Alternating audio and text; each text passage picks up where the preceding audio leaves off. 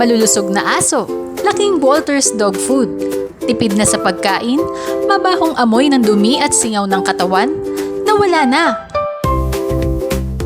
Isa na namang kababayan natin na isang dog lover ang aming nakapanayam sa kanyang opisina kung saan naroon ang kanyang mga alagang aso.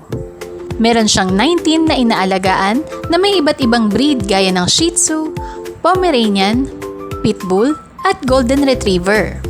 Ikinuwento niya sa amin kung paanong nasolusyonan ng Walters Dog Food ang mga problemang naranasan niya sa kanyang pag-aalaga at ang mga pakinabang nito sa mga alaga niyang aso. So normally before, ano yung naging problema niyo sa pag-aalaga ng aso?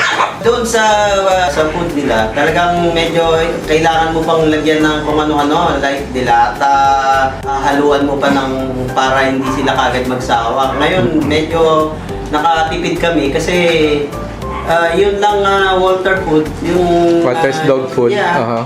Okay na. Before medyo namamatayan kami ng puppies eh. Medyo ngayon maganda since siguro 5 months na akong bumili sa inyo ng dog food. Yeah. Kasi kami, napansin namin dyan, kung dati halimbawa 10 kutsara yung binigay namin, Yes. nung tumagal, naging parang 7 na lang. Yes. Parang yun malaki na itipid. I don't know kung na-experience rin yung ganon. Yes. Yung 1 kilo namin, dito sa lahat na to, almost 19 to, maabot kami ng 4 days. Medyo mas tipid. Kumbaga Mas na tipid. parang ilang piraso lang kinakain nila yon. Yes. At saka gumanda yung katawan nila. Mas Bali. naging heavy sila. Kamusta po yung odor ng waste? Yun, na less.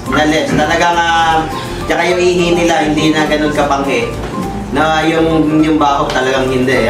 Maralaman mong maraming aso. Pagpasok mo pa lang ng bahay, baho, panghe. Before yung dog food na binibili namin sa mga groceries, wala eh. Talagang haluan mo pa ng kung ano-anong para malasa. Ngayon, hindi walang halo yung namin. Unless meron sila talagang nararamdaman na sakit, medyo mahina sila kumain. Pero kumakain pa rin, mabilis din gumaling. Pero ngayon, naka Walters Dog Food na sila yung WDF. Ano na ba siya, madalas ba sila magkasakit o mas tumibay? Talagang malakas mataba sila eh. Heavy yung nila eh. Yung pagkakasakit siguro yung konti sipon lang dahil sa init.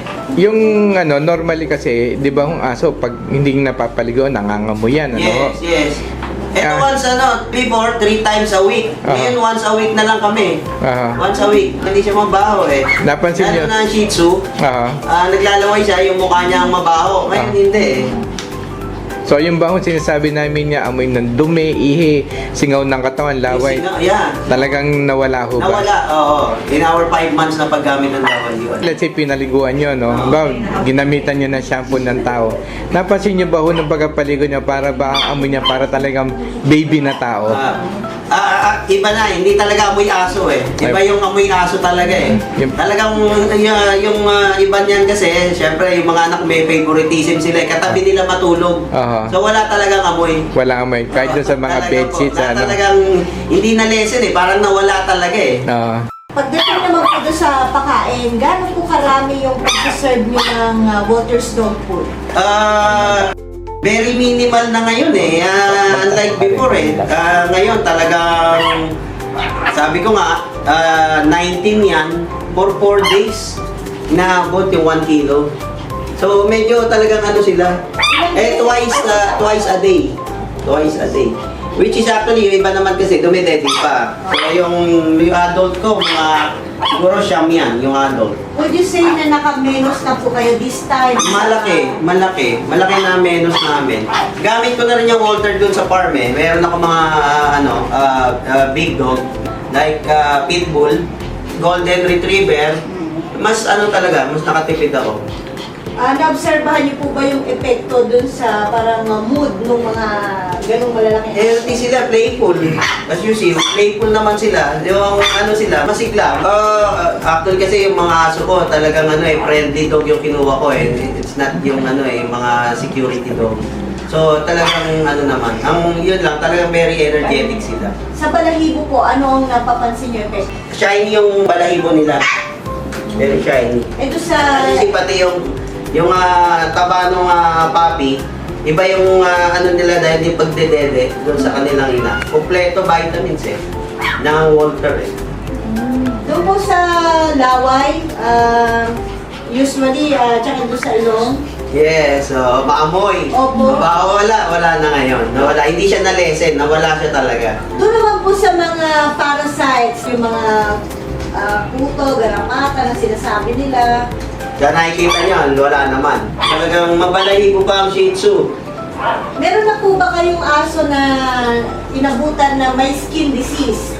Tapos ngayon, nag-take na siya ng Walter's dog food, may observation. Right now, meron kaming isa na gumaling yung tenga niya. Before kasi, yung dog food from the groceries, parang laging masakit yung tenga niya. Pag ginawakan mo, galit siya. With Walter, nawala yung ano niya yung sakit dun sa tenga niya Sa breeding po naman, meron na ba kayong masasabi po sa ganun ba? Sa Shih Tzu and Pomeranian kasi, dahil small dog, we expect dalawa lang, maximum is 3. Pero ngayon, umaabot kami ng 6 May 6 na anak. Yung isa ko, 4 ang anak, although during yung birth, namatay yung isa. Pero maganda maganda ang ano. Nung una po, nakaranas ba kayo ng parang second thought na sumubok ng ibang dog food? Siyempre, matagal din na sana kasi mag-iisip ka na, baka iba to, baka makakagastusan ng ito, hindi magustuhan. Ano pong pwede Actually, dahil sa experience ko, for 4 years na nasa farm, ginamit ko yung produkto nyo na Atobi. Medyo sampalataya ako dun sa Atobi, kaya nung lumabas yung Walter, talagang sinadya ako bumili rin. Try talaga Walter, kaya talagang hindi ka magsisisi na maganda kasi ang epekto sa alaga ko. Like Atobi na tested sa baboy, native pigs, may baka ko, sinasama ko siya sa inumin, hindi sila sakit. So, would you recommend Walter's dog food para sa ating mga dog lovers? Well, ako, gaya ko na-test ko na talaga, tested ng Atobi sa akin. So, sampalataya ako doon sa Walter, naging maganda naman ang resulta, yes. I suggest talaga, Walter dog food. Marami man ang inyong inaalagaan, kahit puppies man or adult dogs, ay hindi na problema ang mabahong amoy ng kanilang dumi at ihi, pati na rin ang singaw ng kanilang katawan. Gamit ang Walter's dog food ay makakatipid na sa pagkain, sigurado pang lalaking malulusog at hindi sakitin ang inyong mga alagang aso.